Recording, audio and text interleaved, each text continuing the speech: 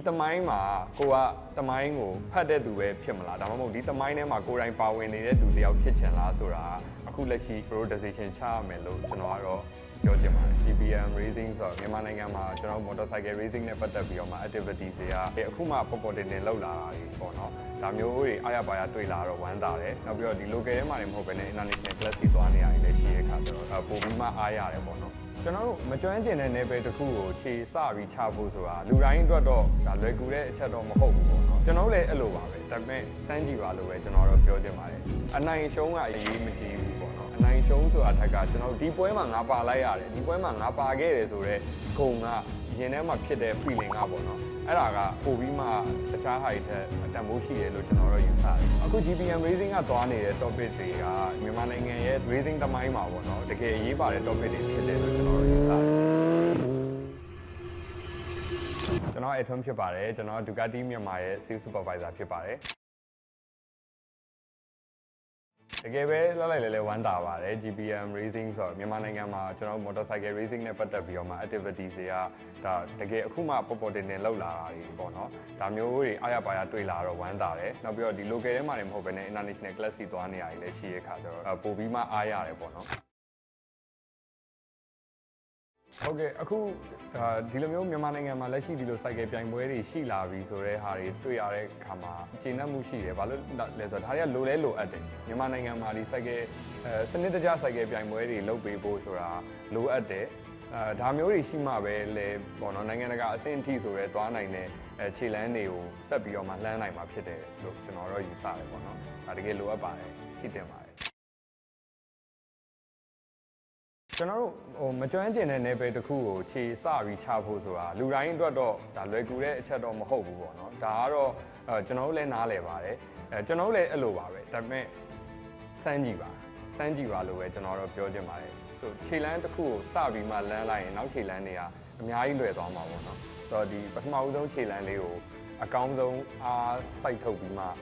စလန်းလိုက်မယ်ဆိုလို့ရှိရင်တော့ကျွန်တဲ့ခြေလမ်းတွေအများကြီးလွယ်ကူတော့လက်ရှိမှာပေါ့နော်ကျွန်တော်တို့ဒီလုံနေတဲ့အဖွဲ့အစည်းဖက်ဖြစ်တဲ့ဒီ GPM ပေါ့နော် GPM Racing Team ကတော့ဒါကောင်းမွန်တဲ့ဥဆောင်မှုတွေအများကြီးကိုလှုပ်ဆောင်နေအောင်ကျွန်တော်တွေ့ရတယ်ပေါ့နော်ဒီဥဆောင်မှုတွေရဲ့နောက်ကိုကျွန်တော်လိုက်ပါမယ်လူငယ်တွေပေါ့နော်အခုဒီနောက်တက်သလူငယ်တွေပဲဖြစ်ဖြစ်ဒီအရှိအစီနီယာအကိုတွေပဲဖြစ်ဖြစ်ပေါ့နော်ဘသူတွေပဲဖြစ်ဖြစ်အခု GPM Team သွားနေတဲ့လမ်းကြောင်းကinternational အထိရောက်အောင်လဲသွားနေတာဖြစ်တယ်နောက်တစ်ခုကကျွန်တော်မြန်မာနိုင်ငံမှာတကယ်ကိုရှိတဲ့ community တစ်ခုကိုလည်းတည်ဆောက်နေရလဲဖြစ်တယ်လို့ကျွန်တော်ယူဆတယ်ဒါကြောင့်မို့လို့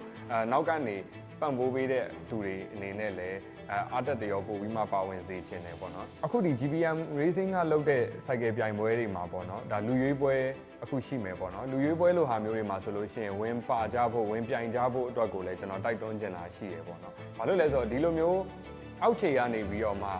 ကျွန်တော်တို့ကအခြေခံအောင်လုပ်ထားမယ်ဆိုလို့ရှိရင်မှကျွန်တော်တို့တကယ် professional ပွဲအကြီးတွေကိုတက်လှမ်းနိုင်ဖို့ဆိုတာပို့ပြီးတော့မှကောင်းတဲ့ပြင်ဆင်မှုတွေဖြစ်လိမ့်မယ်လို့ကျွန်တော်တို့ယူဆရတယ်ပေါ့နော်နောက်တစ်ခုကကျတော့တော်တော်များများကျတော့ကျွန်တော်တို့လူငယ်တွေ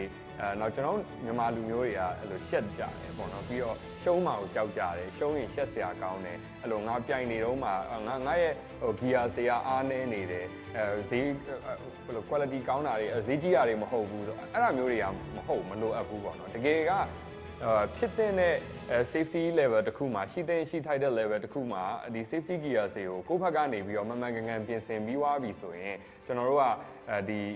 ီကိုလှုပ်ရှားရှိတာကိုဆက်ပြီးမှအာယုံစိုက်ပြီးမှလှုပ်စေခြင်းတယ်ကိုရဲ့ရင်ထဲမှာရှိရဲ့ဆန္ဒကိုဘယ်သူ့မှတိတ်ထဲမစင်စားပဲနဲ့ကျွန်တော်တို့လှုပ်စေခြင်းတယ်ပေါ့နော်ဒါမှန်ကန်တဲ့ guideline တွေပေးတဲ့လူတွေလည်းကိုယ့်မှာရှိနေတဲ့အတွက်ကြောင့်သူတို့ကိုအားကိုးပြီးတော့မ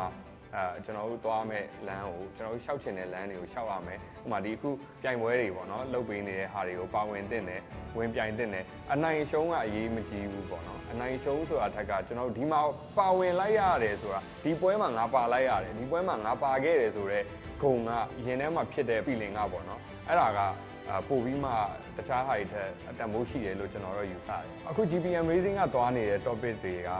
တကယ်ပဲအရေးပါပြီးမြန်မာနိုင်ငံရဲ့ racing သမိုင်းမှာပေါ့နော်တကယ်အရေးပါတဲ့ topic တွေဖြစ်တယ်လို့ကျွန်တော်တို့ယူဆတယ်ဆိုတော့ဒီသမိုင်းမှာကိုကသမိုင်းကိုဖတ်တဲ့သူပဲဖြစ်မလားဒါမှမဟုတ်ဒီသမိုင်းထဲမှာကိုယ်တိုင်ပါဝင်နေတဲ့သူတယောက်ဖြစ်ချင်လားဆိုတာအခုလက်ရှိ pro decision ချရမယ်လို့ကျွန်တော်ကတော့ပြောချင်ပါတယ်